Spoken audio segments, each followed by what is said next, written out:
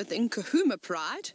Good morning from Djuma Private Game Reserve. It's again another windy day. Now, my name is Taylor, and on camera with me this morning we've got David. There he is. Now, as you saw, we do have the lions, except we've got one problem, is that they're going towards the Djuma pan. Now, I don't think the guests that are staying in Vuyatela have woken up just yet, so we're going to have to be quite sneaky as to how we view them. But let's hope Aubrey or Taxon, oh no, Rexon and Taxon wake up quickly.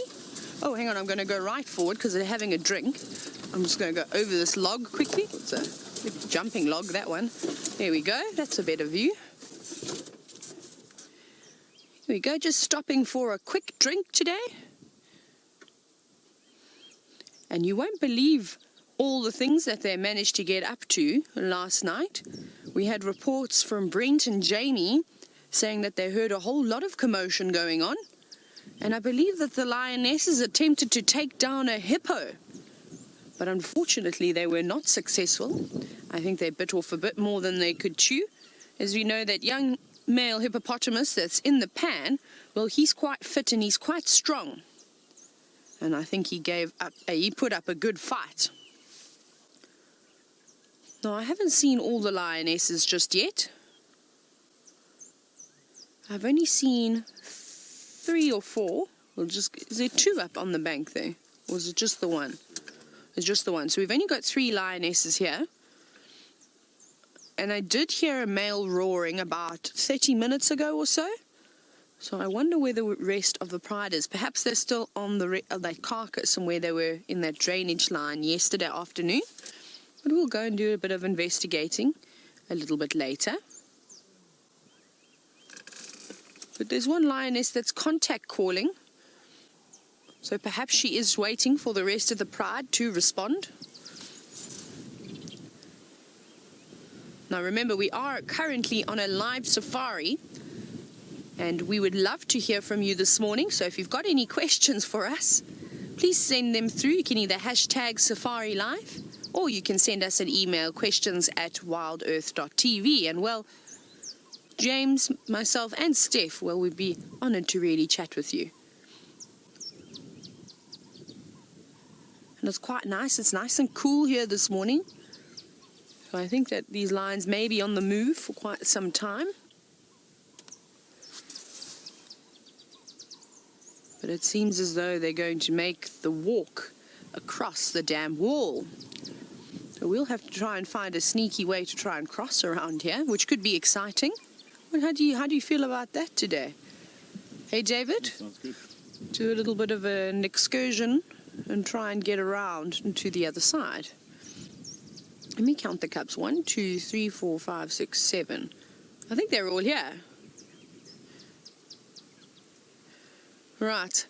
Now, I think I can count all of the cubs, but we'll have another look when they seem to bunch up together.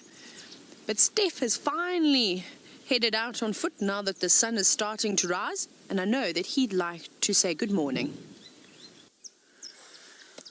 Isn't this just the most incredible view you've seen of these lions? Well, in my case, I think it's fantastic. They've decided to sit themselves up on the dam wall. Now, we're sitting in the drainage line below them, sort of on the other side of the big pan. And it's amazing how it allows for us to actually see them down below. It's not always an angle that you usually get. And it's really beautiful as they walk across this wall. So we're going to get a few more of the lionesses. Let's see what's happening now. Something's caught her attention.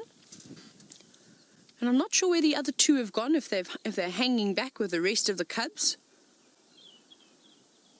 But what we may have to do is actually go up this drainage line wall and try and find a way to get, well, to the top. Because if they disappear any further west, well, we're not going to really be able to see them because we're so low down.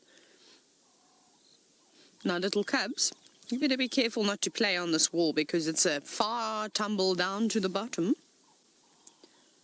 That's good. That looks like, is that little floppy ear sitting in the middle? It could be, more, I'm not sure. Like I said, I think that ear is going to heal up quite nicely if it is her, but we'll have a look.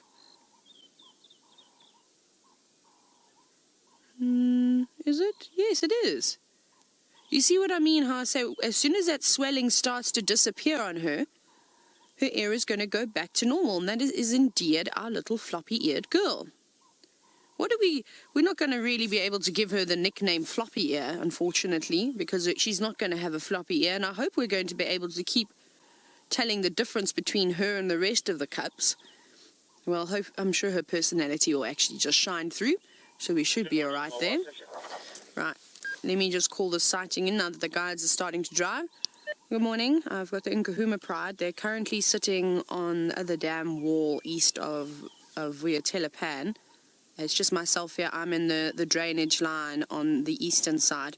It's just myself. I'll be joining you shortly. I'm just approaching the wall from the other side. Okay, copy Rex. You'll be number 2. Here you go. Rex is coming to join us. Hello, little cubs. Here you go. Going to say hello. And you can see them as they're walking. They're also looking and watching and making sure they don't get too close to that edge. But they seem to be a little bit on the chilly side today. You can see how they keep curling themselves up. Oh, did you get your tail sat on?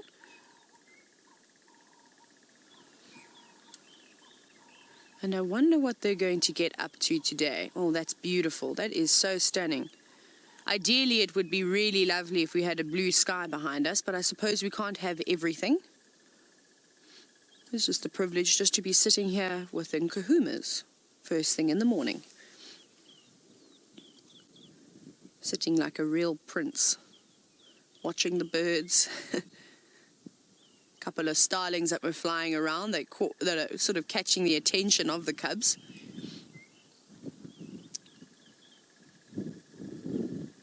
Oh, that's so beautiful. They can't help themselves but walk past and play with each other, whether it's a little tap or whatever it may be.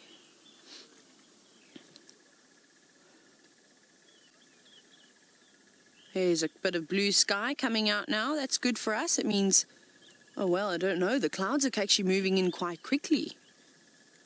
We will see what the day holds for us. Hopefully we get a bit of rain a bit later.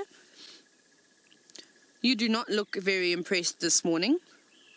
She doesn't look like she's friends with any of her siblings at the moment. Not her playful self. Okay, what we're going to do now is we need to reposition, and I don't know where we're going to go up because it's a very steep bank here. I think we're actually going to have to go back around again. Or maybe we can find a little, let's see. Which way? So do we need to go in here? Okay. Right, David seems to think to know where there's a little pathway. Right, so we're going to go and find the little pathway and then jump on it and make our way back around to the lions. But while we do that, let's go back across to Steph. There they are. All hiding away from the terrible weather that we're experiencing today. Oh, isn't that precious? All the little cubs huddled up together to try and keep nice and warm. And that's something we haven't really been seeing over the last couple of weeks because it's been so hot. It's quite nice to see them when they huddle up like that. Now, I must tell you, this morning I only counted 7 cubs. I don't know where the 8th one is, and the last time I saw the Nkuhumas, all 8 cubs were around. But we're also missing 2 lionesses, so maybe one of the cubs could be with one of the other lionesses. I'm uncertain. But we won't know until the entire pride is back together again. But remember, I'm not saying that anything has happened because I have absolutely no idea. I'm only really just speculating. Is that lion cubs only really have about a 60% chance of making it towards adulthood. So the fact that we've seen 8 of them get so far in life already has been quite spectacular. We'll just have to see what happens. Let me just count again. 1, 2, 3, 4, 5, 6, 7. Now I can still only see 7 cubs. There's another one. You can probably only count 6, but there's another cub that's being groomed by a lioness off to the far left, but it's very difficult to see because they're behind some trees. But we'll keep positive though, and hopefully we will find the rest, the one missing little cub, when the whole pride reunites again. But to me, that is just absolutely precious.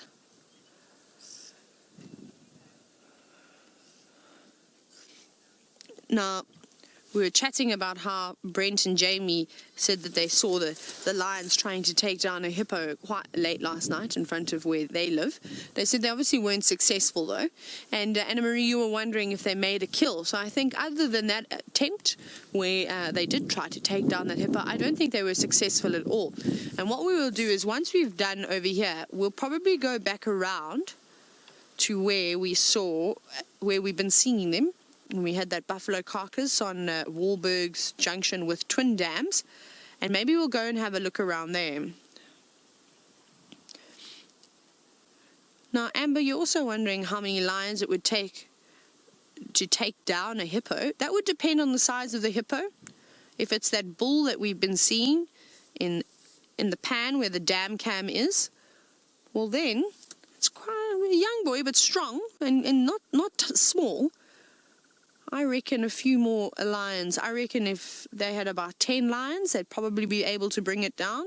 That would be a fair amount of size, because that hippo is so strong, it can't necessarily run away quickly like maybe something like a kudu or a buffalo could, because there's so much surface area on a hippo. You might find that more than one lion would jump on the back, and that would of course slow it down. But to try and get that hippopotamus down onto the ground and to try and suffocate it is a completely different story. So it's a very, very difficult meal. And I believe my parents are actually just in the Kruger National Park, and they said they just missed a male lion taking down a baby hippo. Now, Charles, you were also thinking, and I love these questions about the hippos, you were saying, would they be able to take down a hippo in the water?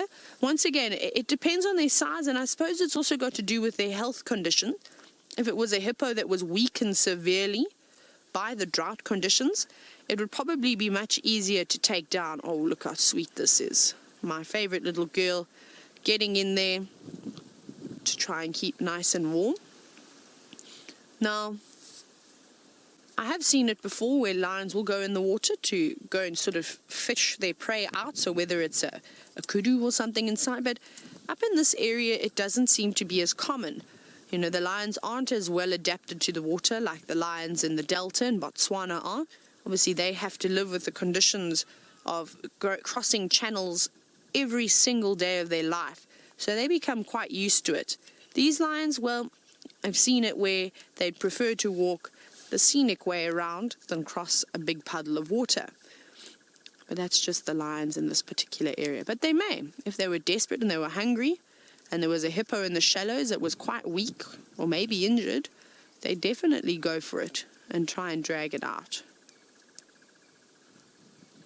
But at the moment we haven't really seen the Nkuhumas desperately trying to eat anything, seen as though there's such an abundance of prey around that have been weakened. But that's going to change. Just wait until we have proper rain and all the grass has come through quite nicely. So I reckon around February, these lions are going to have a challenge ahead of them. But it's only fair. It's only fair that the herbivores and the prey species also have a chance to come back again. And that's what's so wonderful about nature, is that everything has its day and has its chance to make a comeback. And this is a really great spot that they've got here. They're hiding in and amongst these smaller shrubs, which is providing lots of shelter from the wind. It's quite unpleasant. And if it gets any worse, then they can just dip down into the drainage line, well, and then they'll be out of the wind completely.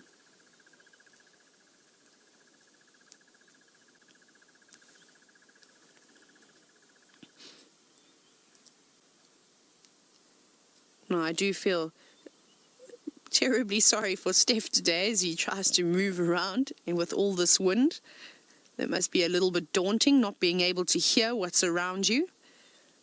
And I think we're going to leave these lions, and I'm going to go and have a look and see if I can find the rest of the pride. But as you know, I need to get out of this thicket now. So let's go back across to Steph and see how he's facing the wind this morning.